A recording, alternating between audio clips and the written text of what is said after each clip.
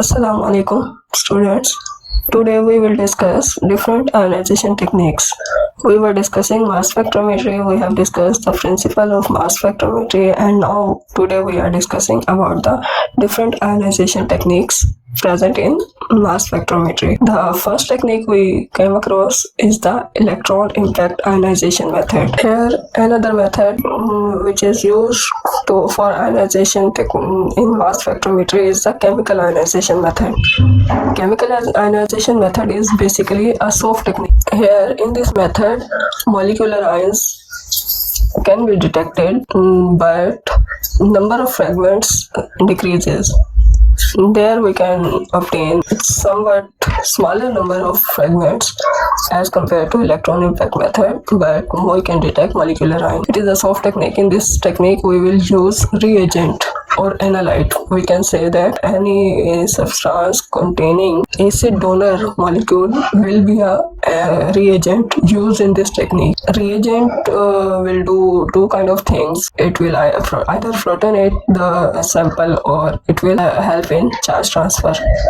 So we can say that in chemical ionization technique there are two possibilities. Protonation can also occur or charge transfer can also occur. In this technique mostly the compounds used are unstable. The compounds which are unstable can easily react with the proton donor substance, and then molecular ion can be detected easily. So here mostly the reagents used are ammonium ion, CH5 positive, C2H5 positive, means all with having extra proton. We can say that the reagent used is basically a very strong acid.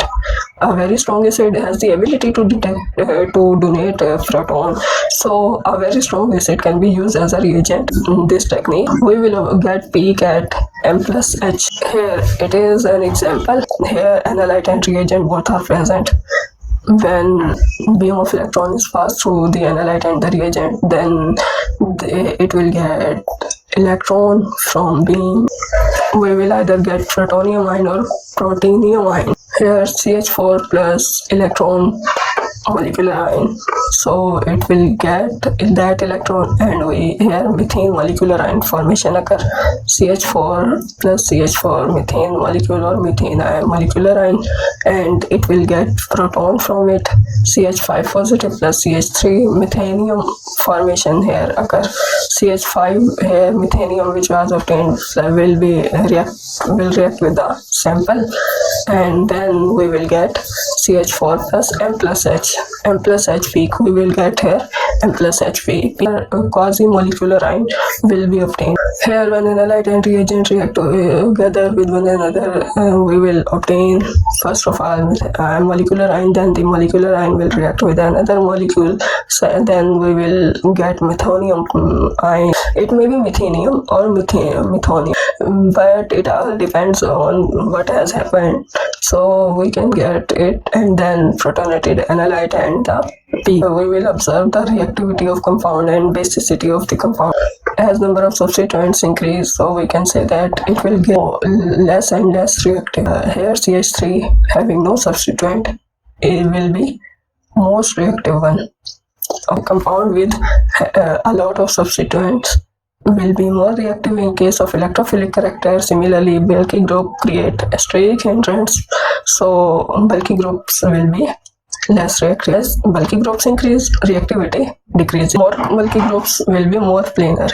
When we say bulky groups are more planar, it means planar compounds will be sp2 hybridized, will prefer to remain in sp2 hybridized. Planarity of carbocation will allow them to be less reactive as compared to others. Similarly, substitution reaction SN1, SN2, SN1 two-step reaction, SN2 is a single step and will give a transition state like the methonium carbonium ion, as we have observed in the graphical diagram. P orbital is unhybridized, sp2 steric hindrance less होती है due to sp2 hybridization. In case of non-polar solvent, reactivity decreases as number of substituent increases. There is an example, M plus CH5 molecular ion detected will be quasi molecular ion. Quasi molecular and will give peak at M+1, M+15, M+29, M+4. After that, chemical ionization, we will discuss field ionization technique. So keep moving, keep learning. Have a good day.